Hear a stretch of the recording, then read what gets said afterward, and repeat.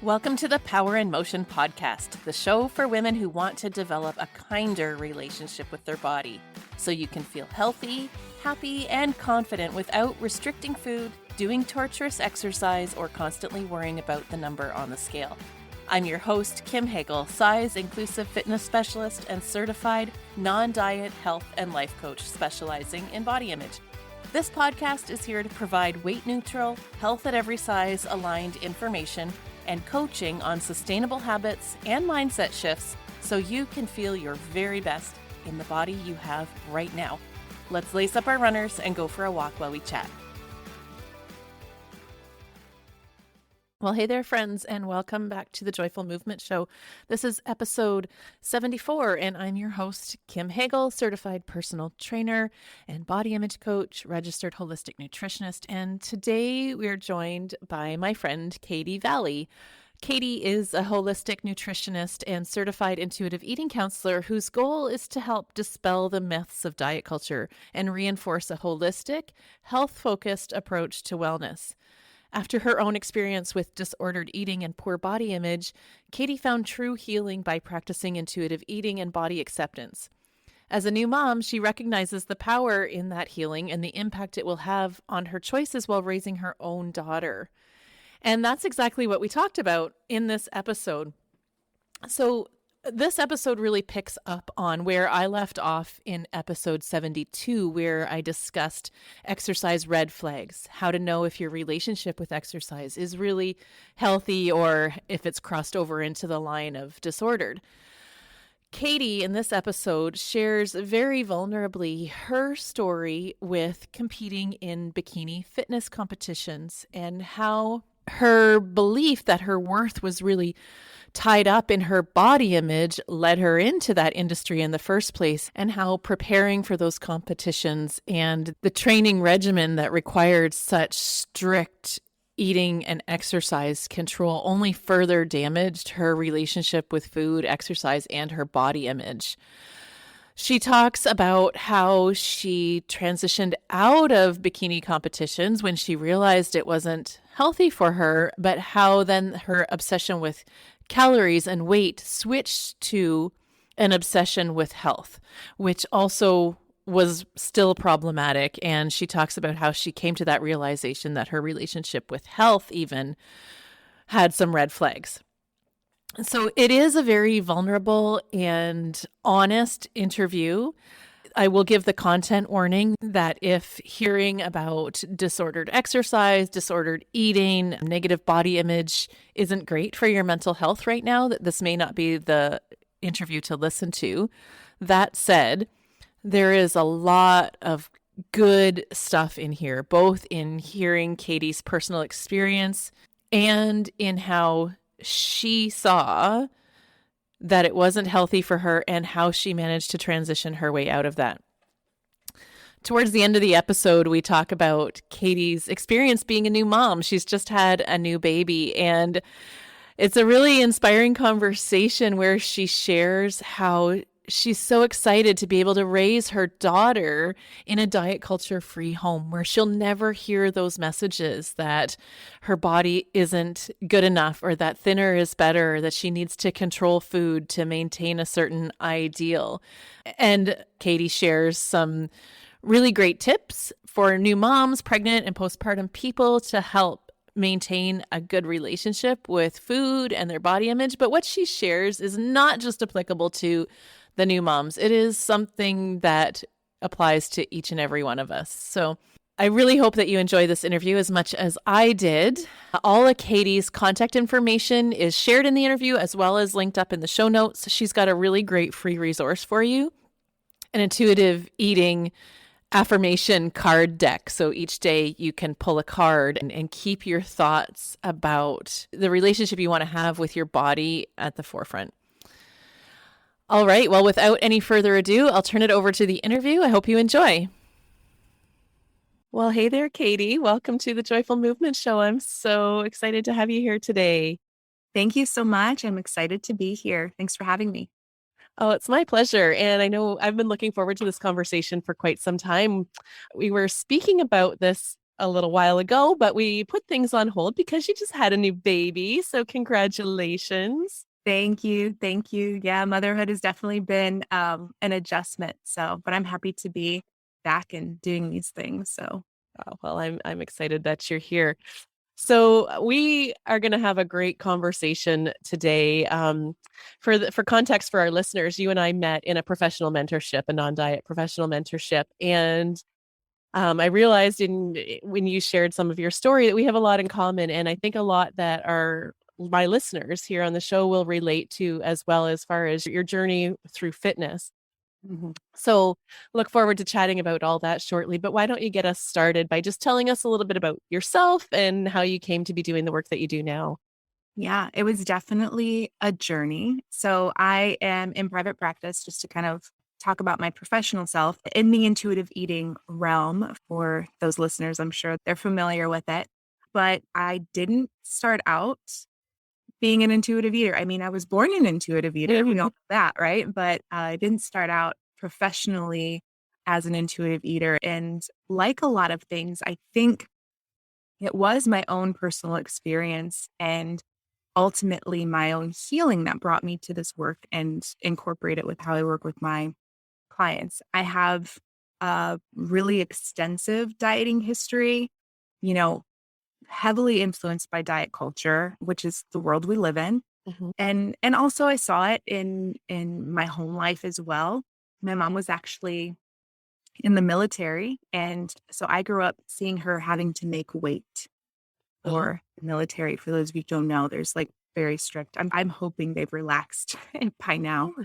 So I just kind of always had that narrative in my head that, thinner was better. It was what I saw on TV. It was what I saw people trying to achieve. And so I just kind of got into my teenage years, college years, and I just had this obsession, this need to feel like I needed to change my body or be smaller. And I'm on the tall side also.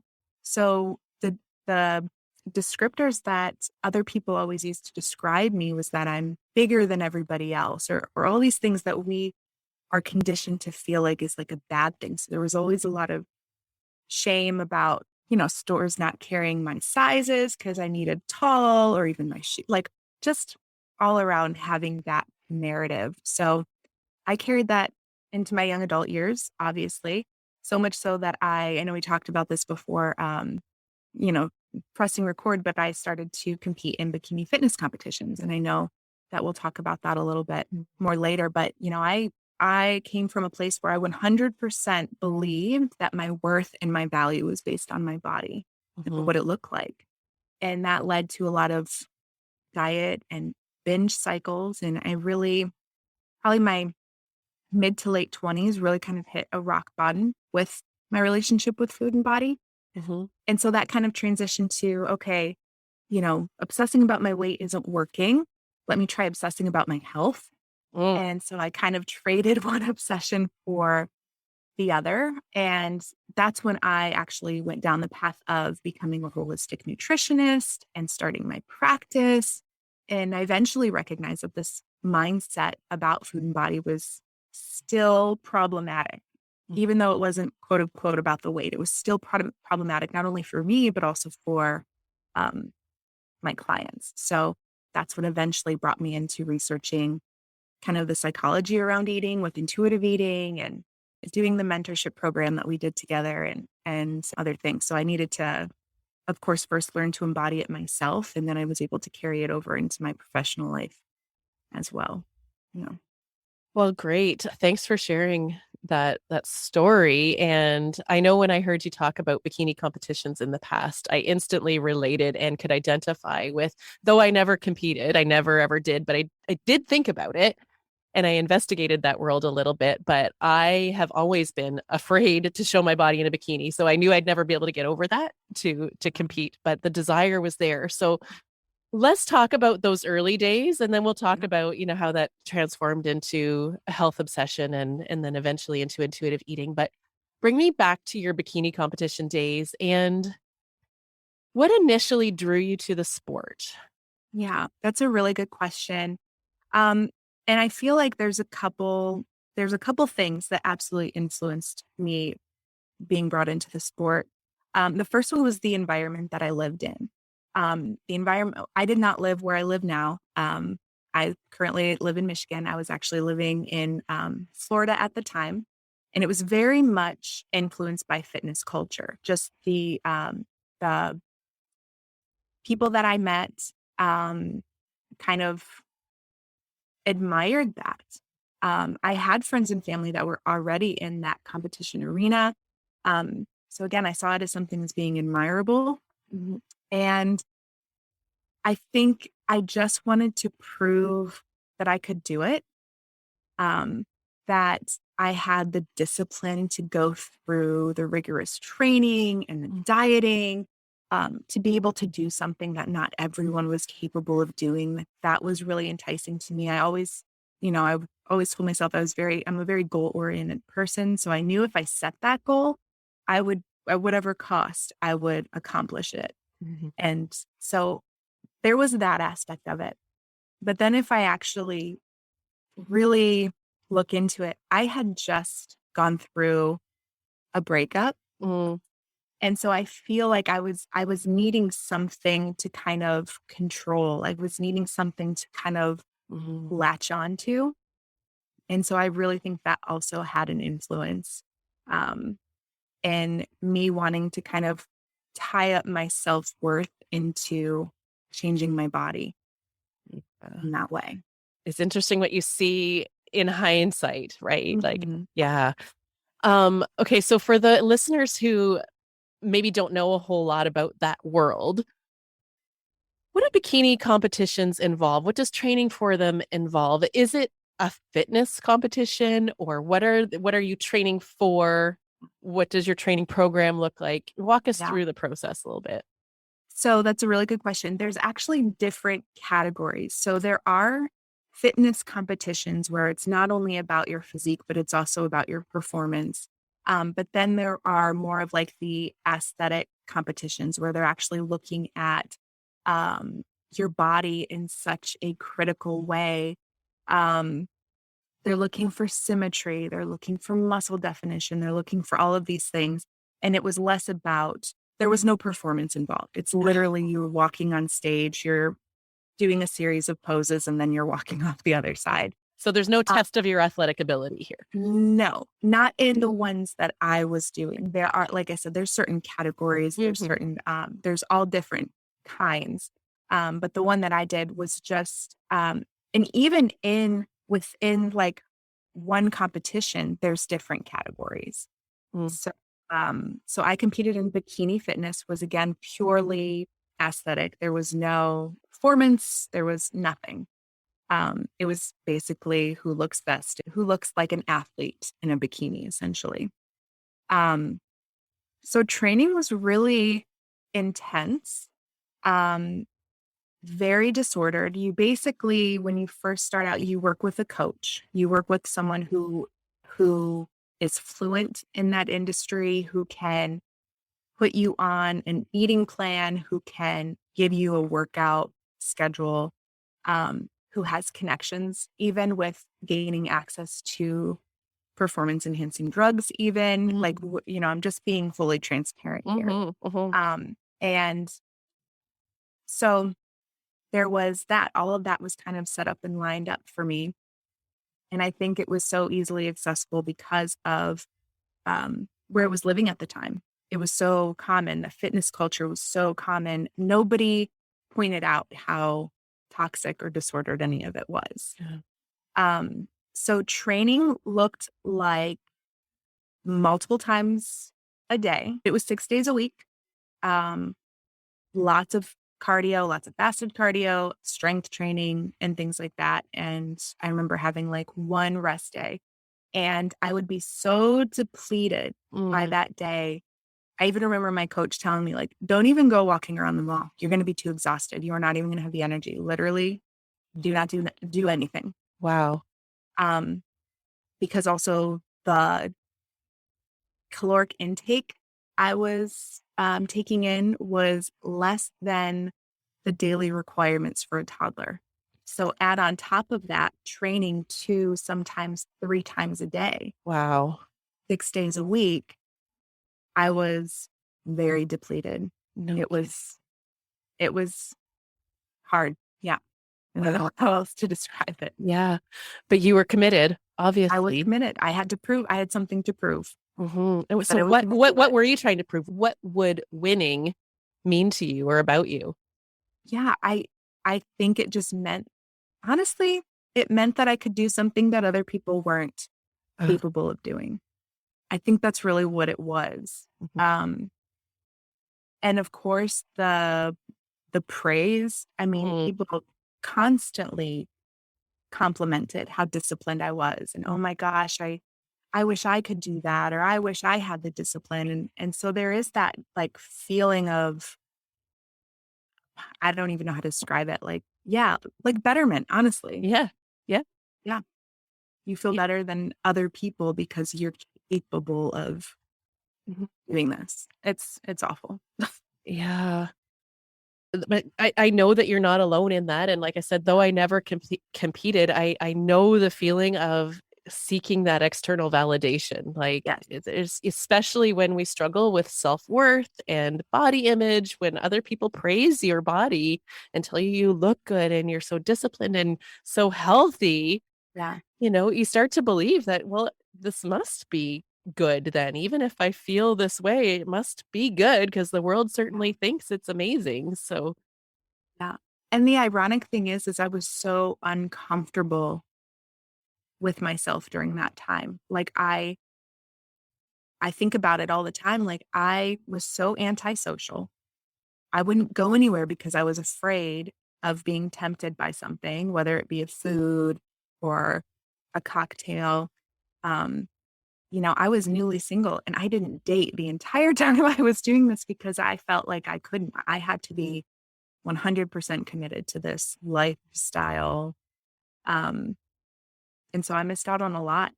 But the benefit of competing certainly did not outweigh the cost. mhm. Now we know that competitive athletes have to be disciplined and be focused if they want to win. And while that's one thing, when did you realize that it just wasn't working for you anymore? I think honestly, it was this instance where my mom actually came down to see me, and she wanted to take me to like for a weekend. She was going to take me out after I was done competing. We were going to kind of relax a little bit, and we were out to dinner one night, and I ordered like a very diety meal. Right, I was still trying to like stick to. Well, first of all, I didn't know how to eat after having months of it written out for me. I had no idea what it meant to eat like a normal person, and I'm doing quotations for anybody listening. I had no idea what to eat, and so I tried my best to stick to what I know, and the salad came out with an oil-based dressing on it, and I broke down crying Mm. because there was oil on my salad, and I'm like, this is not okay. This is not I need help. Like, this isn't working. So just in an instant there, you were done with competing. Mhm. That was the end of it all. It was, I would say it was a turning point. Um, but it's still in the back of my mind. I thought that if I could figure out a way to have more balance, that I could still continue Mm. to either compete or still manipulate my body or still diet if I figured out a way to make it more bearable, essentially. So it was a turning point, but it definitely didn't I did not com I certainly didn't compete after that, but, that wasn't specifically the reason. I had attempted a couple of times after that, and, it didn't I couldn't stick to the diet. I was on the binge side of every time I would try to go back and restrict again to prepare for another show, I found myself, becoming a binge eater.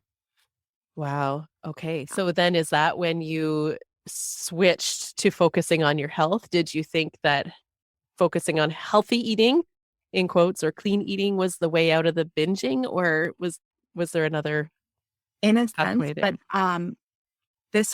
this took years. Mhm. And full transparency, I became a binge eater. I ate in secret a lot too. Um, because once you just spent so many amount of time and so much part of your identity is how you eat. Mhm. Um, you start worrying about what other people would think if they saw you eating certain foods. So there was a lot of binge eating in grocery store parking lots, um, sneaking roommates' food. So I swung from dieting and binge eating even just within one day. Okay, tomorrow I'm going to get back on track. I'm going to set this goal. I'm going to do XYZ. And then by 7 o'clock at night, I am uncontrollably eating everything and sucking. So, and I kept swinging back and forth even within a 24-hour period. Mhm. And I so appreciate the vulnerability that you're sharing. I know this isn't easy stuff to talk about, and I know that I can relate, and I know that the people who are listening will relate to parts of this story too. And this is what happens, right? When we Yep. try to be so perfect for so long and can't maintain that anymore, then we lose control, right? Like after Yeah. years and years of trying to control, then we lose and we go so far the other direction. I can identify with being a binge eater as well too. And then the like, about tomorrow, I promise I'm going to do better. And every time I try to do better, I'd fail even worse. And Yeah. such a vicious cycle. And it really, really messes with your self-esteem and self-worth and Well, it feelings. also messes with your health, Mm, right? So, because you were kind of asking, like, what kind of segued you into being worried about your health is um, all those years of yo-yo dieting, weight fluctuations, um, what that was doing to my blood sugar, mm, all of these things really did start to affect my physical health. I remember going into like a regular physical and them drawing labs, and then it was like, I mean, I don't even know how to describe it. Like everything was outside of the normal range, wow. and I'm just like, okay, so clearly what I'm doing isn't about health. Clearly what I'm doing is something's got to give. Me being preoccupied with my weight is costing me being healthy. And so that's when that shifted for me is like, okay, now I'm going to again trade my obsession with weight loss with health because what I was doing, the foods that was choosing and all of these things was based on calories and Mhm. and things like that. So then it became about nutrients.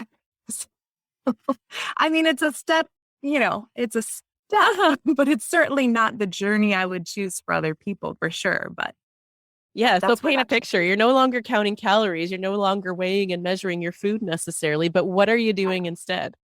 Yeah, I'm counting ingredients. Uh-huh. Right? Can I pronounce all of these ingredients? Yeah. Can I, am I only choosing foods that are health enhancing in my opinion? And, Mhm. um, but there's still so much restriction in that, Yeah. so much that can, cause you to go still the other way. Anytime we feel like, it's that forbidden fruit phenomenon. Anytime we forbid something or say we can't have something, then that typically does backfire eventually. So, Mhm. that's and one of the interesting things about that time in my life is again the praise and the feedback. Like, oh my gosh, you eat so clean in quotation marks. You're eating so healthy, and I felt better about it at that point in time because I was like, yeah, it's not about the weight, it's about how you feel, and it's about you know, it's. I mean, of course, it's about how you feel, but there was still that sense of worthiness tied in with how I ate. Mhm. Mhm. And like, was it really not about your weight, or was there still some consideration about like, if I do everything right, that I should be able to control my weight?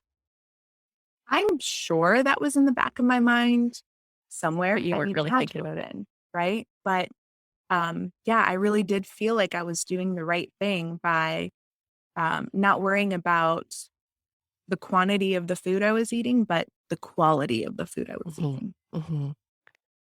So you said at the very beginning that eventually you started to realize that that was problematic too, not just for yourself, but for your clients. So how did it all fall apart for you? Because I mean, this is very common in our culture to chase health, right? To only eat whole or organic or gluten-free or Yeah. clean foods for the purpose of our health.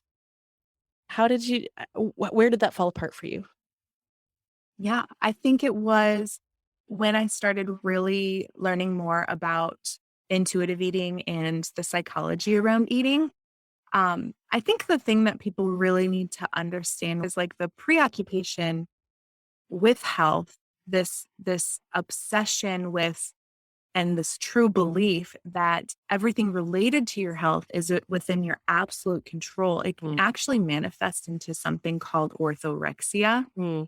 Um, and and so that is when I kind of heard of that initially, I was like, "Oh, is this wait, am I doing that? Wait, this is wrong?" Same.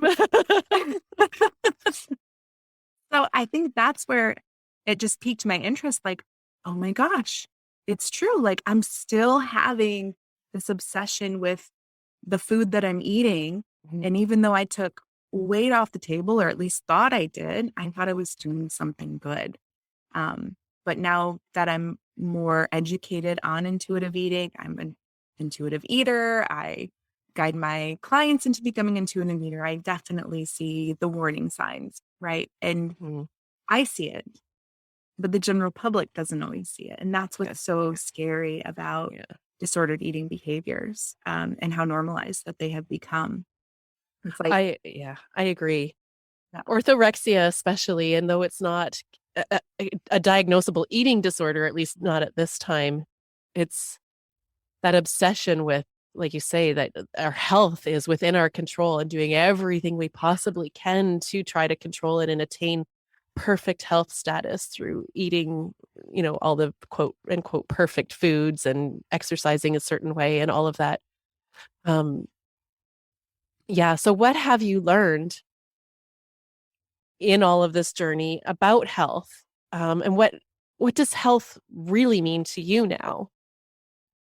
yeah. Well, I've learned that, um, health as I've healed my relationship with food and exercise specifically, is that what we eat and the physical activity that we do is such a small portion of what actually influences our health. Yeah. And not everyone has access to health in general. I mean, that's what I believe that's what like healthism is. It's that health is one's individual responsibility and there's not like a systemic issue involved, which there totally is. There's so many factors that influence health. It's Mhm. called the social determinants of health, if you're familiar. Um, so health to me is just like making choices that are based on um, your body's innate ability, right? So making choices that are nourishing, but also are just for the fact that it tastes good and I'm enjoying it when it comes to food. Health enhancing behaviors like getting enough sleep, which is hard to do with a newborn. But I posted something on Instagram not too long ago when I was cleared to start physical activity again, and I was like, this will not be happening if I'm not getting enough sleep. Sleep comes first. Yeah. So it was nothing that I felt like forced to have to do. It's if I have the energy, if I have the time and it feels good in my body and doesn't feel um, like an obligation or uncomfortable, then yeah, I want to do it. Mhm. It's all about considering our mental and emotional and spiritual health as well as the physical, right? And not placing all of the onus on just our physical body, which Yeah. I would even argue that, orthorexic type behavior isn't even healthy for our physical body, but it certainly is not supportive for the mental, emotional, spiritual well being, right? Hmm. Yeah, absolutely. I agree. And I love that you brought up access and the social determinants of health. Mm. I didn't really even grasp that concept until the last couple of years either, that health is not within our individual control, that it's a systemic issue, and our ability to access health has a lot more to do with the environment and the social factors, that those things that we have access to. So really important Yeah. point to bring up. Yeah, absolutely. You got genetics, our environment, even access to medical care, Mhm, social circumstances, all of those things. mhm, Individual behavior accounts, for, a large percentage of that. But when we break that down into even further, like I said, the food and physical activity is such a small portion of that. We want to look at sleep patterns and stress management and risk related behaviors, drug and alcohol abuse. Those also are mhm. included in that individual behaviors that make up the about I think it's like 36% of our health according to the social determinants of health. So now you've made the switch to this more intuitive eating lifestyle. You've healed your body image. You're moving with joy. What's become available to you as you've let all of that obsession go? Life. Very simply. Let's be life, the ability to travel and go on vacations and actually enjoy the moment without being obsessed about what food I'm eating, being able to eat cultural food without any kind of guilt or shame around it. Um, Having a family and not worrying about what pregnancy would do to my body.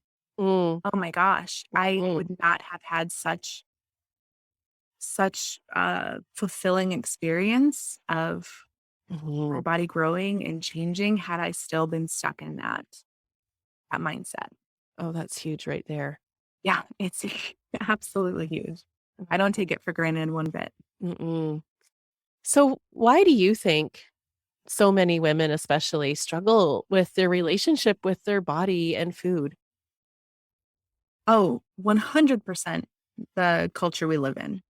Diet culture, it's that belief system. It's so ingrained in us that focuses and values like our weight and size, even over well-being. I know wellness culture is kind of being the new diet culture. Mhm. Um, but it's that idea that like thin bodies are more desirable and healthy. And, you know, that culture normalizes disordered eating behavior. It influences the media, like what we see on TV, what we see in magazines. Granted, it is definitely evolving and it's becoming more inclusive, but it's going to take a long time Oh, before we start seeing more diversity in social media and recognizing that that's okay, mhm.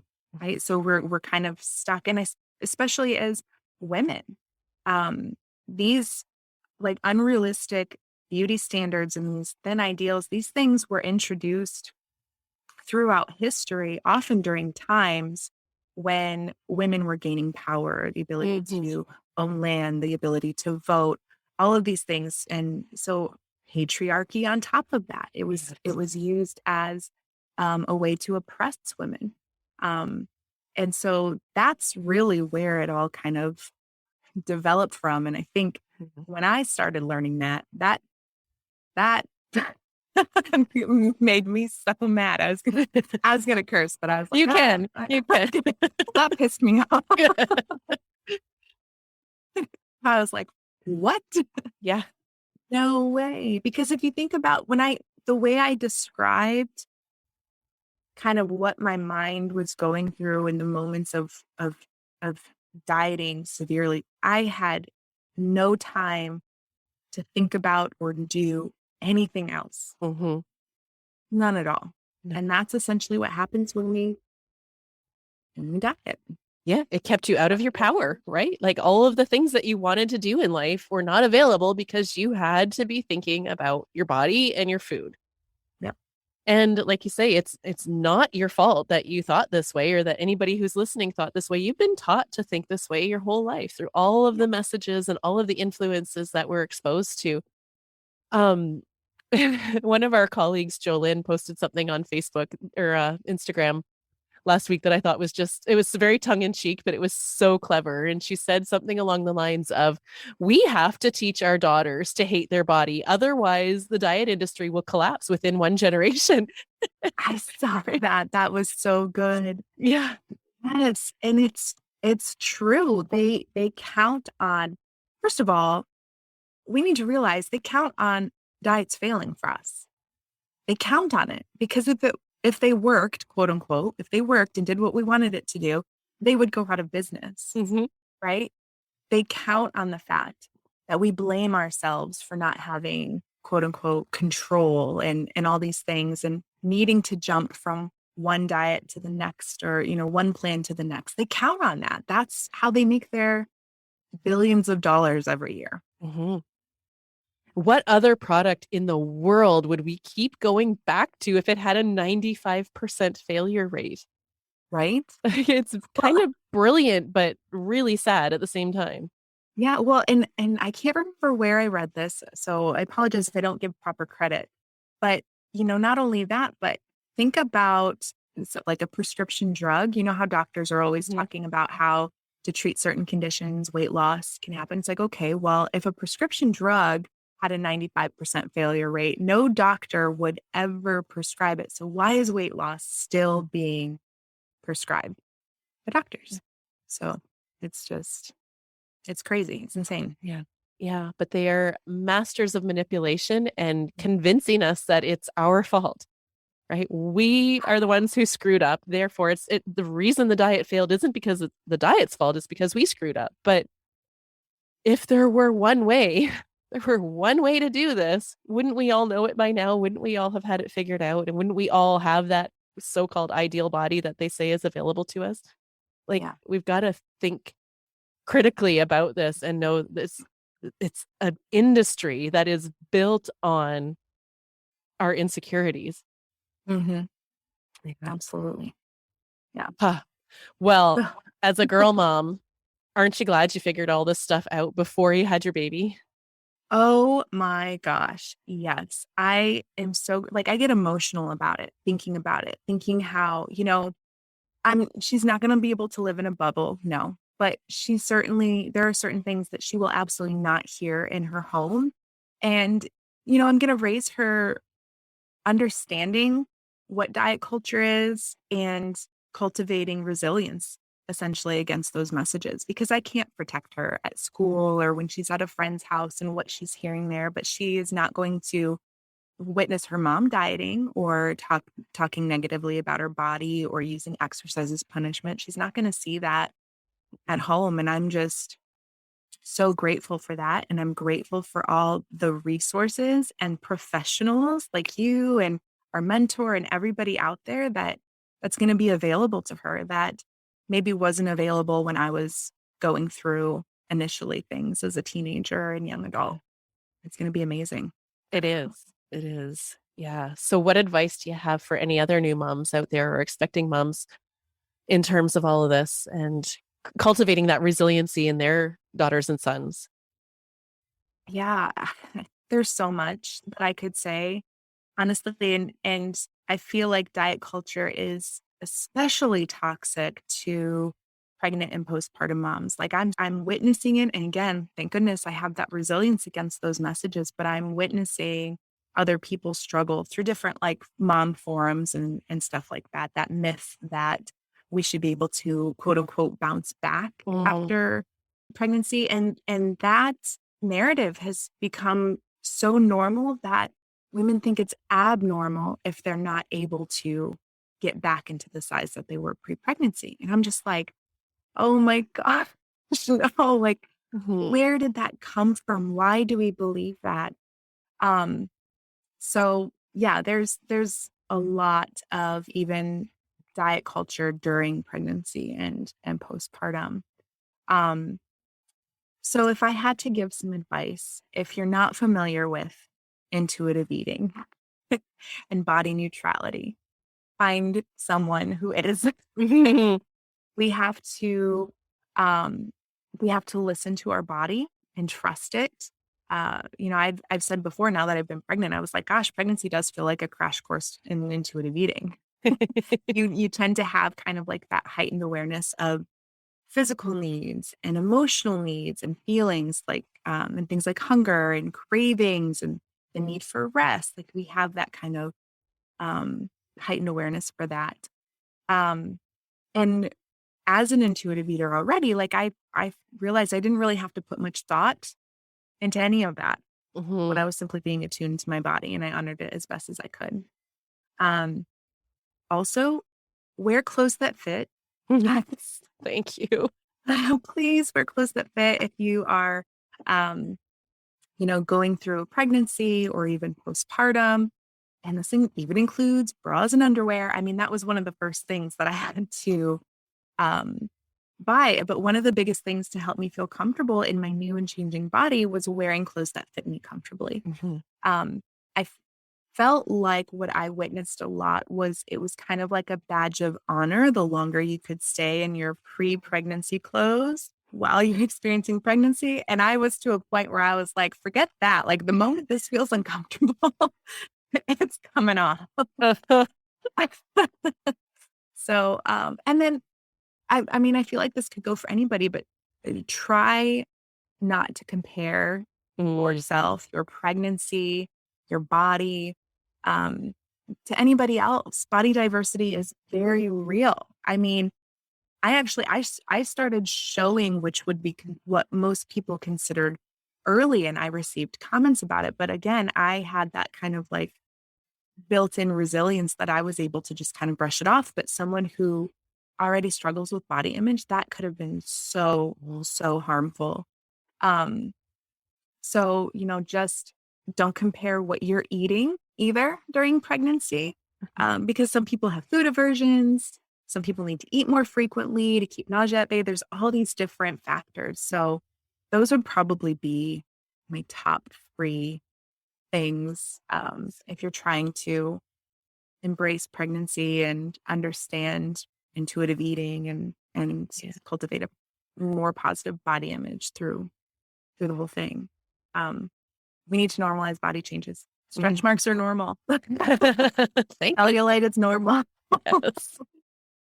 And I think, Katie, I think this is great advice, not just in pregnancy and postpartum, but for anyone, right? Like we should all be wearing clothes that fit and feel comfortable. We should all not be comparing ourselves to other people, right? And I think it's just people are so alarmed, right? Mhm. Because your body does change pretty quickly during pregnancy. And so I think there's a little bit of like, oh no, associated with it, but there doesn't have to be. It's No, completely normal. It's it's completely completely normal, but everybody thinks it's their business. Right? Like you that's say, people commented on you showing early. Like I had somebody yep. in my first pregnancy ask me if I was carrying twins because I guess I was Uh-huh. really big, and people would even ask me how much weight I gained. Like it's none of Yeah. your freaking business. Like Yeah. why do we think pregnancy is a free pass to like make all these body comments? I don't understand. I don't either. It's so true. Mhm. So true. Yeah. Anyway, great advice. Great advice for the pregnant and postpartum people as well as just anyone.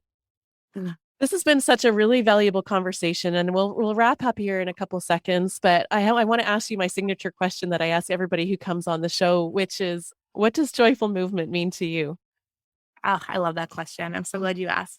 And maybe you've gotten this answer before, but it means to me just how it sounds. It's something that I enjoy doing. Um, if I don't like an exercise or a movement, I don't do it. I spent way too long punishing myself with Mm, certain exercises that certain things just do not appeal to me anymore, and that's mm, perfectly okay. So I love moving my body. I um by no means feel the need to like stick to a schedule or a plan. I still really enjoy strength training and long walks and, just anything that makes me um like I guess more excited, energized. Like those are the terms that I kind of associate with physical activity now as opposed to depleted and punished. yes. I love those words. Excited, energized. So you're looking at movement as a way to add to your life and help you Mm. feel and function your best as opposed to just controlling or shrinking your body in some way. Yeah, Mhm. absolutely. Amazing.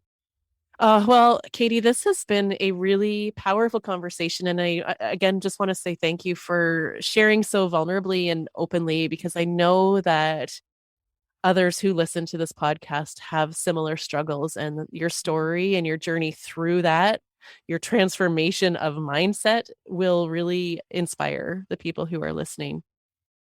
Thank you. Thank you so much for having me. It's been a pleasure. It's my pleasure, honestly. For the sake of our listeners who want to follow up with you and stay in touch, where can they find you? Instagram, really, Katie Valley Wellness.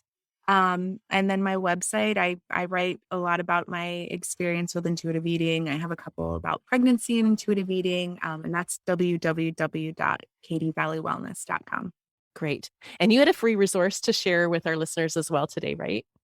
I do. Yes, I created some printable affirmation cards, some intuitive eating and body image affirmation cards. You can download them, you can print them on like thick paper and cut them out, and they're your own little cards to pull from each day or whenever you feel like you need a little inspiration.